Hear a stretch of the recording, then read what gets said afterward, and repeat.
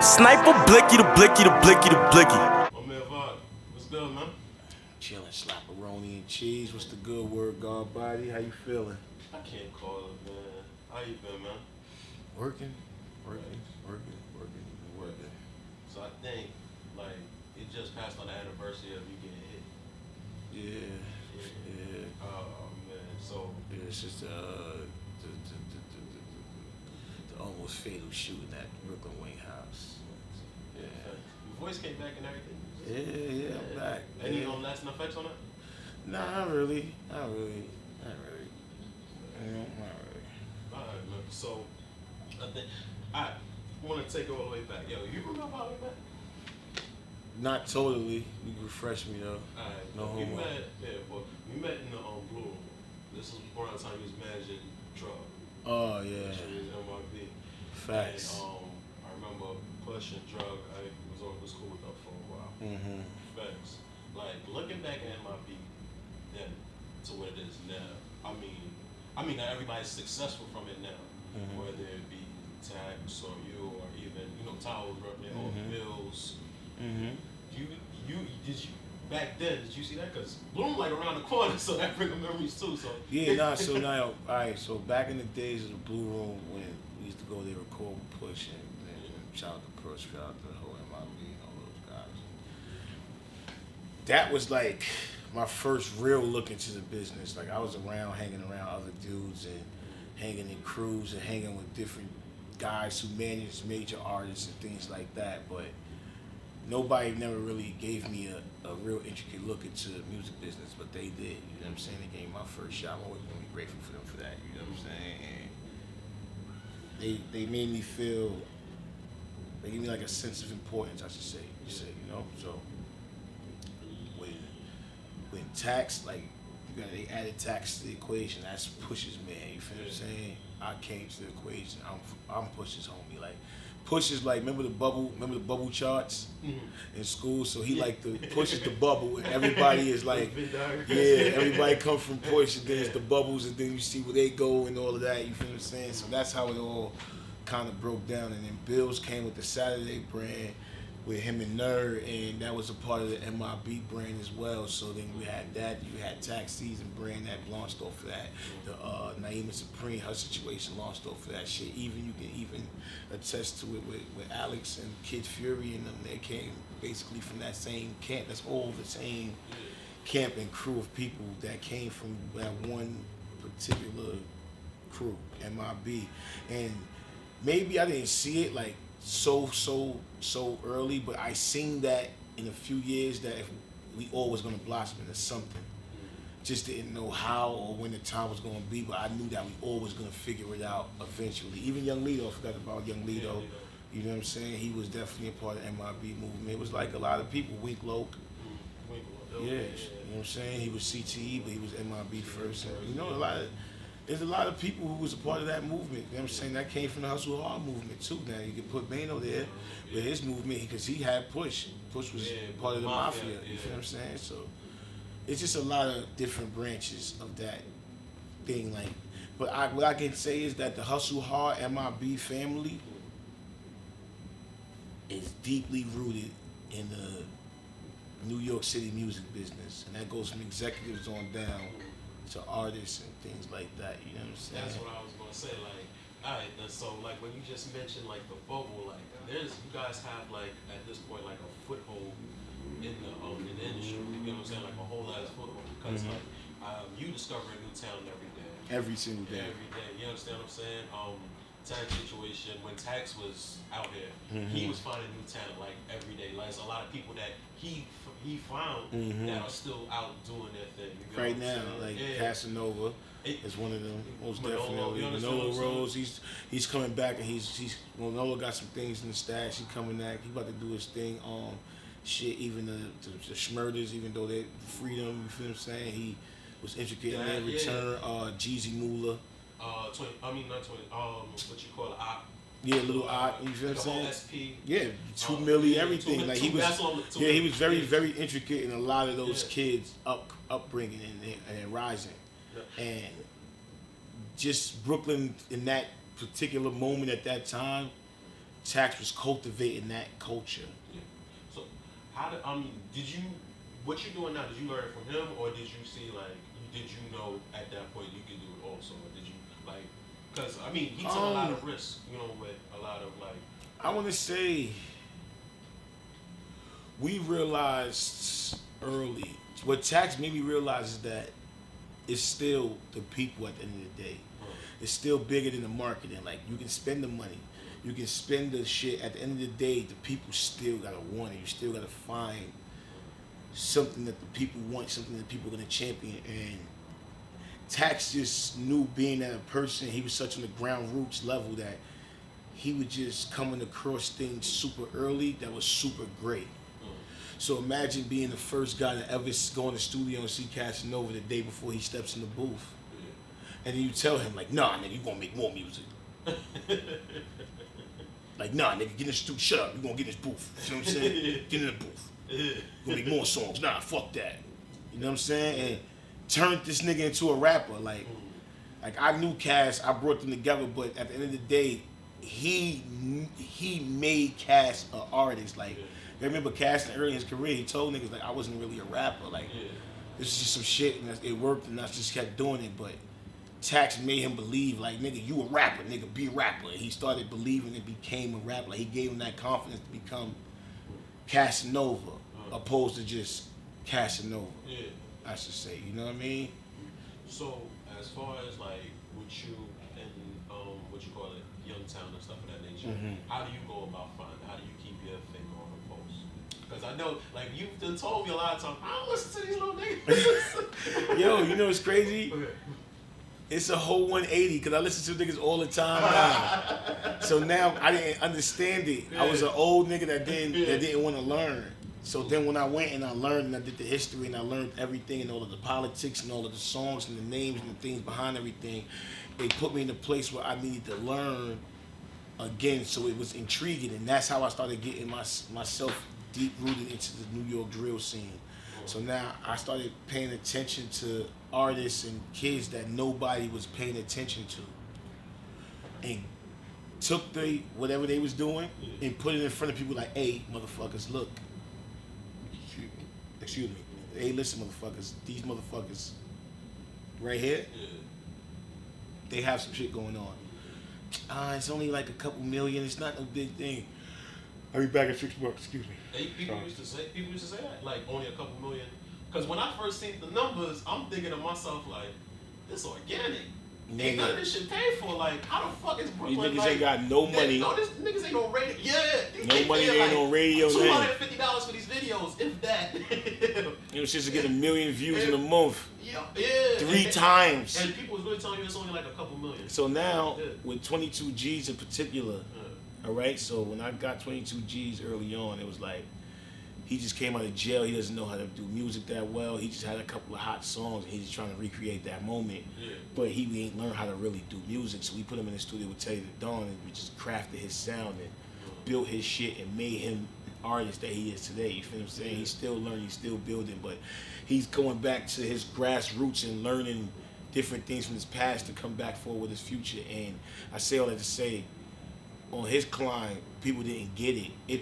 We had to sacrifice 22 G's in order for Sheff G and Pop Smoke to walk.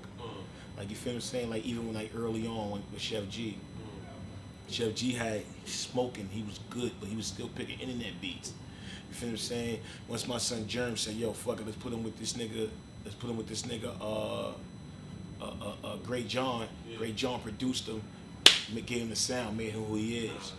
This album is like, I mean, with a mixtape, it actually sounds like really advanced. You know what I'm saying? But I think I learned, like, a lot of them do have, like, natural talent. Like, from the jump, like, even you couldn't tell me that wasn't 22 G's first song, because bar for bar, it's like, this shit is actually, like, kind of good. You understand what I'm saying? Rough around the edge.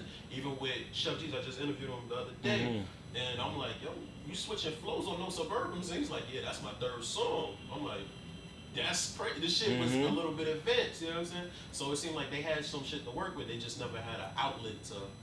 Yeah, to properly promote it. Yeah. So once they started getting the views and the label started getting involved, it made things a little bit more complicated because the label still didn't know how to market it. Yeah. So now we're trying to figure it out, and we had to sacrifice a few records and a few moments. We had to miss a few steps just to learn what to do next. And I learned a lot from 22Gs, and I applied a lot of things to Sheff G, even with Pop Smoke, like early on when we met. And I was explaining to him like how his shit was gonna transpire. Like to be 100% honest, like the kid has raw instinct. Opposed to talent, he has raw instinct. He knows what a good sound is off the rip, and he crafts whatever he can craft over the spot, on the spot, over that sound and that vibe that he feels at the particular time. Because if you like, I don't know if anyone knows, or maybe people who know, like Pop Smoke can sing too, like dead ass, like he got singing songs, bro. True story, like. So like on some A Boogie type shit. Yes, like he got shit like that, like he got records, like all these kids, like all of these kids are different. They all got a different way. Like even Sheff G sung a song on his tape. Yeah. Tutu's tried to sing a song on his tape, like auto-tune this a little bit. You feel what I'm saying? Like even all of them are trying different things and trying to show their different range and trying to pretty much bring what they do into the world and make it more marketable, I should say, and make labels feel comfortable spending the money on things. So how do you get the labels to feel comfortable with knowing that they got cases, or you understand, or they actually got like a real life beef and shit like that nature? Because I know they scared of that. I mean, for the most part, they're very scared of it. The New York City Police Department don't make things easy. They put those fears on people, and they have people canceling shows and venues because they think the kid's gonna get in trouble, but they don't understand that these kids want something different. If they didn't, they wouldn't be in the studio every single night. They wouldn't be trying to chase their dreams. They wouldn't be out here running around doing these interviews and trying their best to stay out of trouble. They wouldn't be doing that if they wanted to go to somebody's show and fuck their show up. Excuse my French. Let the kids perform, bro. Just let them do their thing. Let them do their show. You understand what I'm saying? Like, it's very hard for us to even get, like, the legendary SOBs, that's a venue that had the likes of Mobb Deep, Jay-Z, Biggie Smalls, Kanye, LL Cool J, all of these different artists touch that stage, you heard? DMX, whatever the case may have you. This is the era where niggas actually shot people.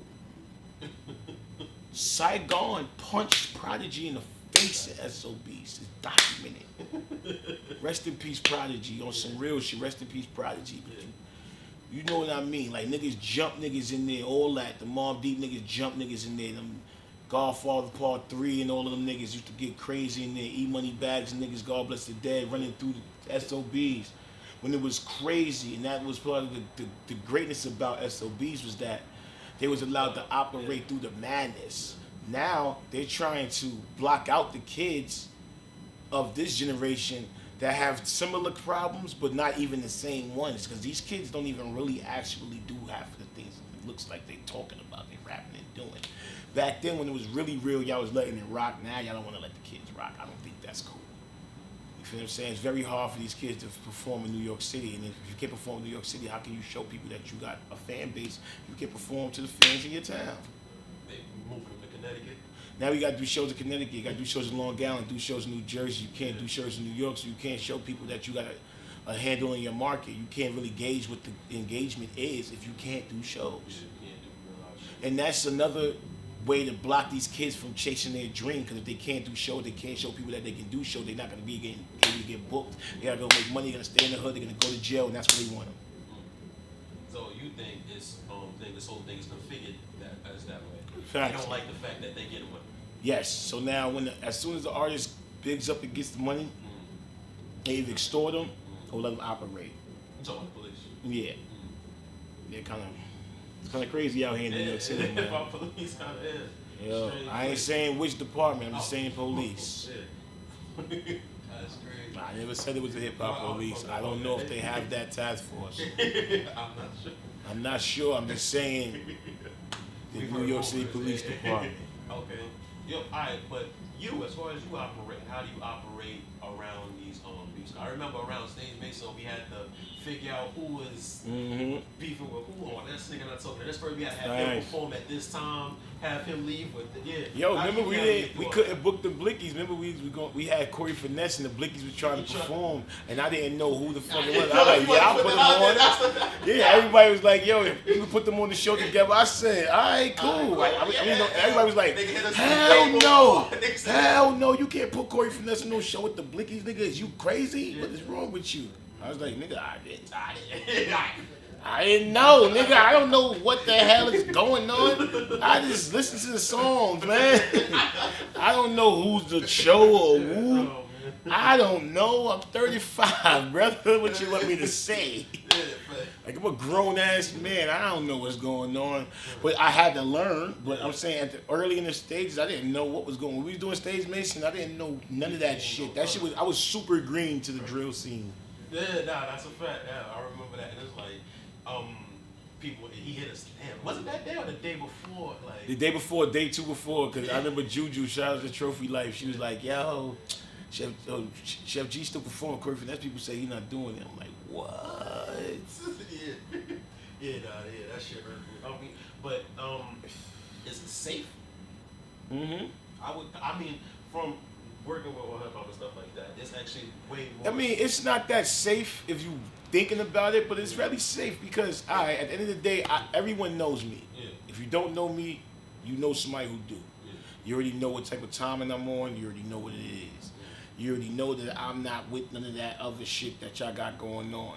Keep that shit to a very low minimum when you're around me, because I don't want that energy. I don't like negative energy. So if you're bringing it, just stop right there. We're going to stop it at the door. We're going to greet you with love, brother. You hear me? Because that's all we got for you. We got nothing but love for everyone. So I lead with love. And if love get me killed, that's so be it. I did what I felt was right. You understand what I'm saying? So I don't move with fear when I move with these kids. Because if you do that, then they be scared and they don't want to move and they can't work. I don't move with fear. I do my job the way I'm supposed to do my job, and I do it to the best of my ability. Any one of my kids ask any one of the kids that I got work with, they all know, like, I don't lie to them. I ain't with the bullshit, and that's it. All right, and so obviously, like, we know you as 22 G's manager. Mm-hmm. What's your relationship with Sheff G? All right, so Sheff G, early on in his career, like when he was like, not early on in his career, but like my boy Luck was managing him, whatever, and they was trying to get a deal after the New Lot situation. And we did a few things, and we was doing a bunch of meetings and stuff, and I was helping him get himself on track, you feel what I'm saying? And he got in a situation, we kind of fucked up a few situations that we had working, and instead of giving up on him, I went and found him a better situation. I feel like it's a better situation for him right there with Empire, you feel me? So I found the situation with Empire. Me and Bobby did the deal, and that's pretty much it. Like, you know, I helped him get a situation. And still, actually being 22 G's manager, I still went and did a deal for Sheff G. Yeah, that's the situation. People want to know, like, how does that work? How do you appease your artists? You understand what I'm saying? Knowing that they had their own situation. Yeah, because it works out in both of their favors. Because if Sheff G is in the streets doing nothing but bullshit, worrying about 22 G's, and he got nothing going on, that's gonna make him angry and worry about 22 G's. And what he got going on when he's trying to be positive. And vice versa. If it's Sheff G doing something and he's doing good and 22 G's ain't doing good, he's gonna focus on him. Now, if Sheff G's going his own thing and he got his deal and doing his own thing, focused on his own goals and his own things and his own friends and his own companies, and Tutu's focused on his things and his goals and his companies, they don't have any time to beef, and that's why they not so, like, you don't hear them beefing like that as it is now. Because they both focus on their own things. They both got dreams and goals and aspirations that they're trying to reach, and they both know I'm here to help them reach them. Is there ever going to be a time you think you get them to be actually, like, cool, friends?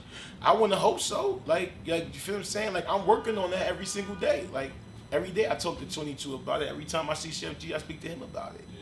You feel what I'm saying? Like, even sometimes I try to make them, you know, even maybe cross paths to see how it works out. You feel what I'm saying?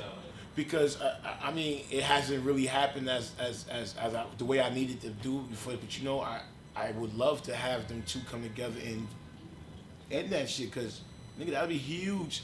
Not only for I think Brooklyn. that's what- yeah. Not only for Brooklyn, though. Not only for Brooklyn. Yeah.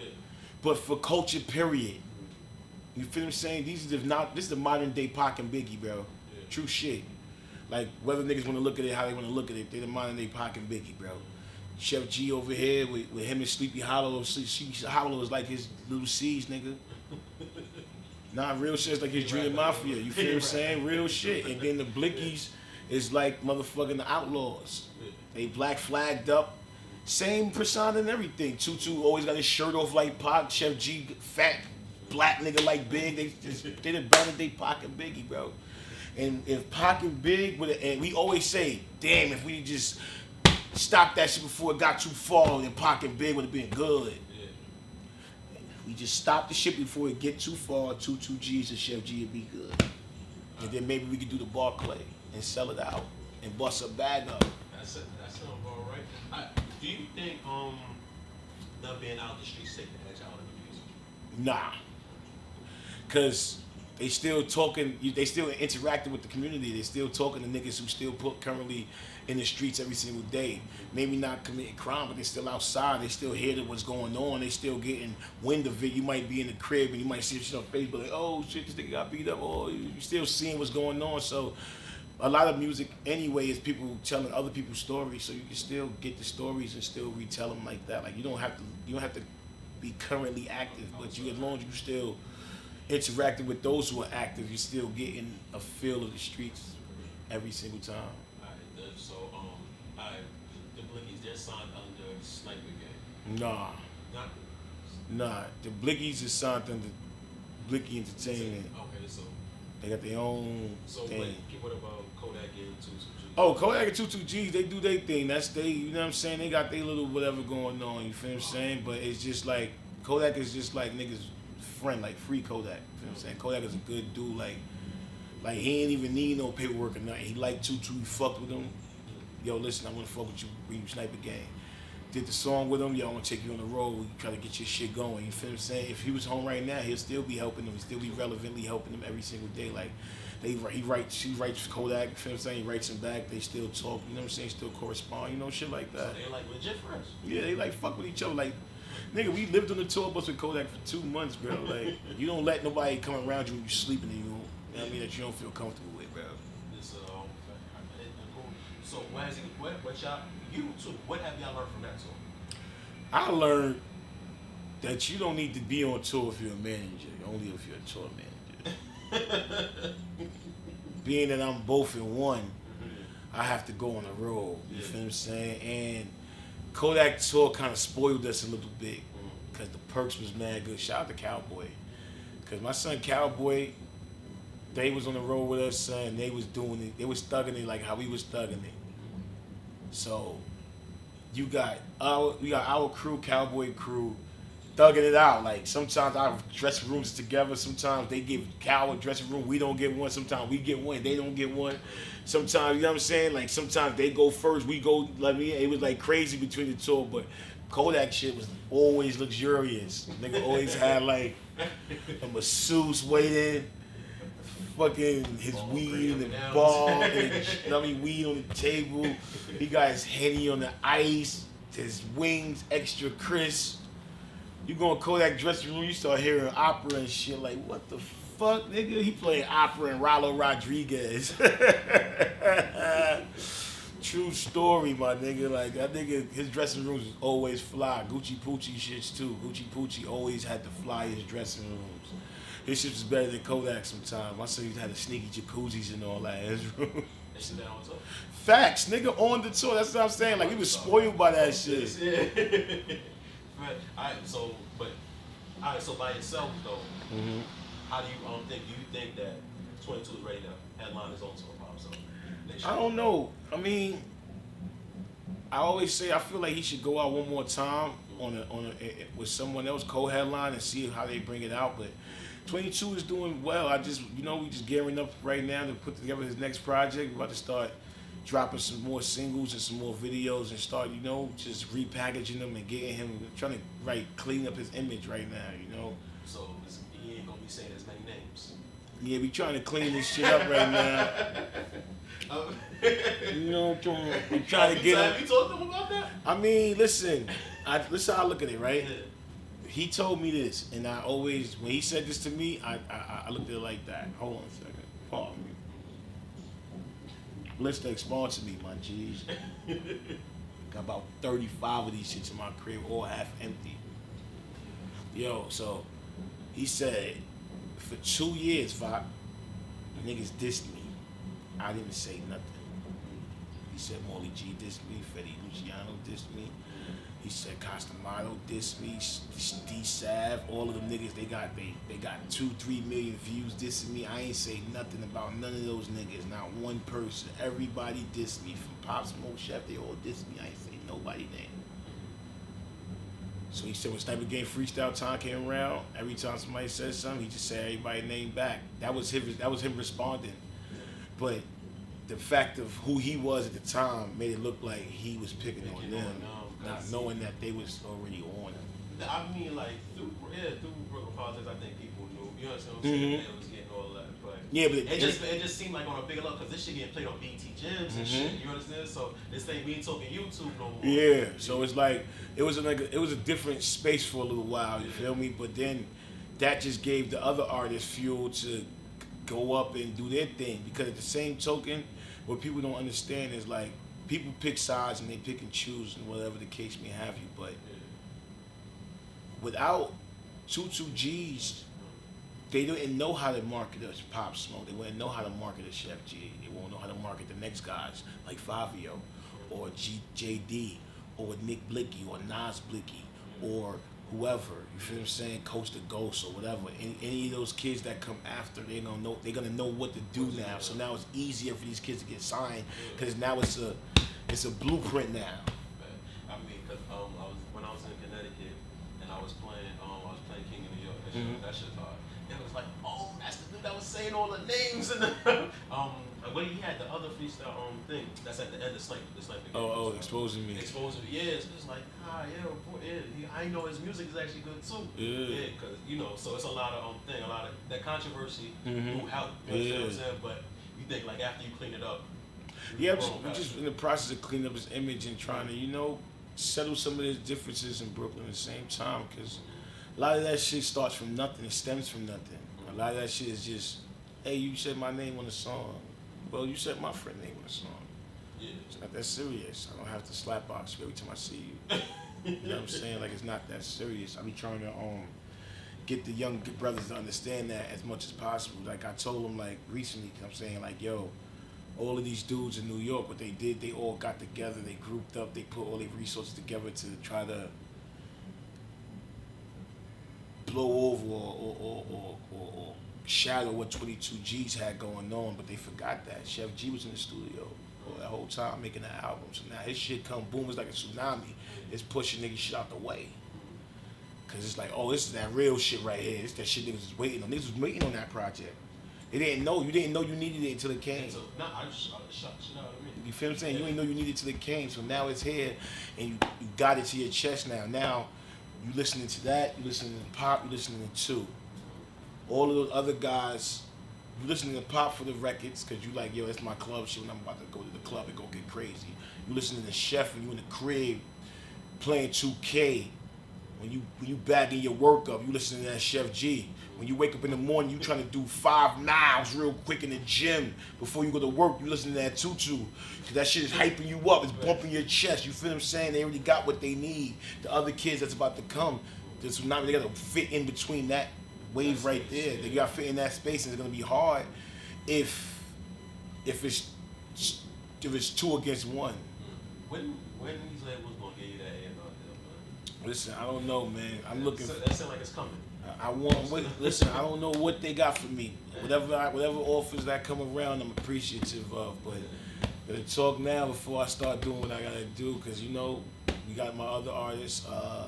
Well, I want to talk about some of my other acts, opposed to just working with Tutu and Sheff and the other kids. But right now I got Max the Demon, and Max the Demon is taking off day by day. Like, out of 4 videos we dropped, all of them are almost, like, one of them is about to be 1 million now. All of them is millions of views. His streaming numbers are going up every day. his site. He from Brooklyn. Yeah, he's from Brooklyn, so he's from his family they from Bensonhurst like area. Okay. But he grew up in the hood because he had a lot of, misfortunes growing up. At 13 he was arrested for the first time. He had to go through some time. He went away, went to the group home. He met up with Siggy Black and Kev Hundo and all those kids, and they from the neighborhood, so they go into the neighborhood every single day with them. That's how he turned the Crip or whatever. He's on hanging on Nostrand and Crown, Nostrand and Sterling. He's on fucking 2 First in church. His mom reporting him missing and shit. He hiding. Him and his friends, they sleeping in buildings and all that shit, just like some young runaway kids. Like I identify with the story so much because I was one of those kids. You feel what I'm saying? So I get it. I literally get it with the kids and I understand it. So with Max, he's special. So his situation is like I said, his shit is going up every single day, and it's just fun to watch because it's I told y'all that this was gonna happen and it's happening. Nah, is it taking off? Any females up there stay with you? Not yet. Female artists are very expensive, so you gotta make sure you got your checkaroni in order before you get one of them chickaronis. Female artists are fire, and I love them, and I make sure I always keep my eye on a few of them up and coming ones. Like it's a girl from Brooklyn named Coca. What's the other girl? Vontae. You got even what's this girl name? Bella Blicky. I like Bella Blicky. She cool because she like a rough ass nigga. Like a little rough ass nigga, son. Damn, what's Shorty name who got the song with Bando Black? I actually know her homegirls and them too. Like her shit is kind of cool. Like everybody, it's mad female artists coming up. I just didn't find one yet that I'm ready to, put the Cultivated brand behind. But I just grabbed a couple of new kids. Now we got like I said, got Max the Demon. We got my young guy from Brooklyn, Larry Love, young R&B singer. Get R&B now. Watch this. My man Busy Banks and G Bando Brim. G Bando Brim used to play on Bill's basketball team when he was a kid. He's always had a serious ass face. And niggas like, yo, he like a grown ass man. He was a kid, he was 13. Now nigga's a 19-year-old street rapper that is killing this drill sound with some other shit. He got the style swag with the drill melodies. This shit is crazy. Then you got fucking Busy Banks, who's killing right now. His song Don't Start, 300K on YouTube. Song with Siggy Black called Pop Out, almost 300K on YouTube right now. Dropped Tupac, almost 100K in a week on YouTube. And those my new guys. They're about to go crazy in Brooklyn. I promise you. I got Shawnee Bin Laden, YTB, Queens niggas. You already know what it is with them. I ain't gotta even explain who they are. They got the Re-Rock song with Tutu on YouTube at 500K. And he probably got 70 videos online. All of them shits is consistent numbers, real shit, the most consistent I've ever seen. The numbers aren't huge, but they're very consistent. Did some numbers though. You know what I'm saying? It's very, very consistent. So and it's very organic, and their buzz is growing, and they're getting their situation together. Even labels are very interested because they want to invest into the sound before it goes somewhere, and they really see where it's going. I just wanted to update on the state of Brooklyn and the kids. I know you the Oh yeah. Because boom, I'm gonna tell niggas boom, these are the new kids coming. First and foremost, I found some shit that's crazy, but these are the new kids coming from Brooklyn. So you got J.I. from Brooklyn. He's Brooklyn/Bronx. He's new. He called himself the Prince of New York. The Prince of Brooklyn. So you got J.I. coming. You got Young Zay from out the Bronx. He's getting his shit together. He's coming up in the streets. He just signed with Asylum. You got, of course, you already know 504 in. But then aside from 5-Yo, you got Rod Switch coming. You feel what I'm saying? I don't know if Molly G, I don't know what he's gonna do, but Molly G he was hot. He was hot. I can't even front. I tell niggas that he was hot. He was on his way. A lot of kids that was like a couple years ago. You understand what I'm saying? Like when Suburban's first dropped. JD. Yeah. JD's new records are good.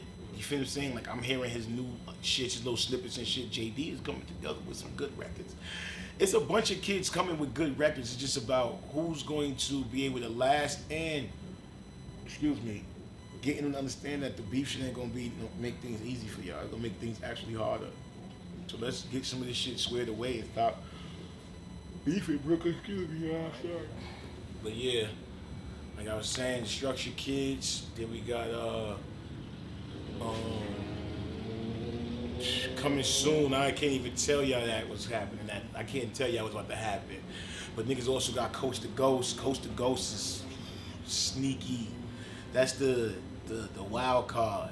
You heard? Coast to Ghost, the wild card, because you only know him from the Wu K song, but you don't know that he got range. You feel what I'm saying? Made me feel like man, I like go 50-50 with the hands. I thought I was good. You understand what I'm saying? You made me feel that about this shit. Word. I'm told that Coke about to drop out 3 projects, Envy Kane, so shit. New York definitely gonna eat up when that shit come. 5-Yo about to drop again. I think Rod Switch is gearing up to drop his tape either Halloween or a little bit after. Is Stage Mason coming? Stage Mason, I don't know if Stage Mason coming back in that name, but I think we gonna do something. Cause when I don't wanna leave anyone out, and I don't wanna mix the crews either. So I gotta make sure that all the shows are Organized correctly. fact. Make sure everybody get their just due and make sure that everybody get what they put to do and get their message across the way they want it to get across. All right, but on a going out note, I want all y'all young niggas to know. Here for y'all, I don't want y'all to always think like, yo, he only fuck with the blickies, he fuck with the folks. Oh, he only fuck with the Crips, the baby niggas. Oh, he only fuck with them niggas. Nah, I fuck with all of y'all. Some of y'all don't know. Some of y'all who I've met, I fuck with all of y'all. Like I know the kids, Russ Baller and them that got Jay Guapo. Jay Guapo's a very talented young king. You feel what I'm saying? I know a bunch of the kids. Like I know who I need to know and where I need to know them and how I need to know them. And I'm trying to make sure that all of you guys understand that the ultimate goal is to put you in prison. So if you keep going this way, they're gonna put you in prison. I want to put you in the bank. They want to put you in prison, I want to put you on the bank. You feel what I'm saying?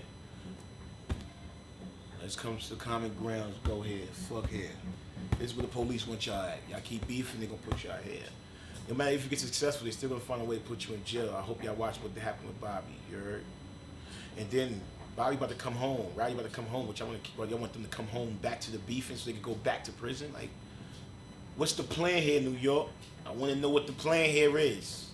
If the plan is beef, then you might as well go to war now. If the plan is for everyone to get rich and feed their families, let's get rich and feed our families.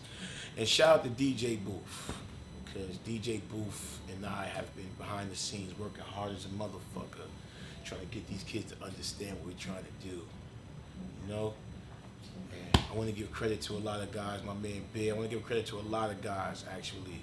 You feel what I'm saying? Because a lot of dudes are the voice of reason, my son White. A lot of dudes are very the voice of reason with these kids. So let's get it together. So 2019, we just did the 22G. Sheff G just dropped. Pop Smoke dropped already. 5-Yo Forward coming next. Max the Demon, Structure Gang, and whoever else from Brooklyn. I support you all. Send me your music. If you need me to listen to it, I will. Some of you will have to pay though. I'm out.